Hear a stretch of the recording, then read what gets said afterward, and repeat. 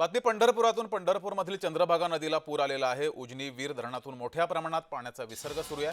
अंबिकानगर येथील अनेक घरांमध्ये पाणी सुद्धा शिरलंय। उजनी आणि वीर धरणातून मोठ्या प्रमाणात पाण्याचा विसर्ग सुरू असल्यामुळे पंढरपुरात पूर परिस्थिती निर्माण झाली आहे।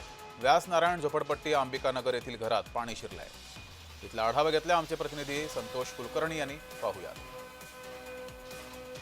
उजनी आणि वीर धरणातून मोठ्या प्रमाणात पाण्याचा विसर्ग सुरू असल्यामुळे संगम येथून भीमा नदी पात्रात 1,89,916 क्युसेक्सने पाण्याचा विसर्ग सुरू आहे आणि त्यामुळे पंढरपुरात चंद्रभागा नदीच्या पाणी पातळीत विक्रमी वाढ झालेली आहे। पूर परिस्थिती निर्माण झालेली आहे। सध्या चंद्रभागा नदी 1,32,000 क्युसेक्सने वाहू लागलेली आहे। चंद्रभागा काठावर जी झोपडपट्टी आहे, व्यासनारायण झोपडपट्टी अंबिकानगर इथे पाणी शिरलेलं आहे आणि तेथील जवळपास 100 कुटुंबांना स्थलांतरित करण्यात आलेलं आहे। एवढंच नव्हे तर चंद्रभागा नदी घाटावर नदीवर जे घाट आहेत त्या घाटांवर बॅरिकेडिंगही लावण्यात आलेलं आहे। प्रशासन सतर्क झालेलं आहे। संतोष कुलकर्णी, जय महाराष्ट्र न्यूज, पंढरपूर।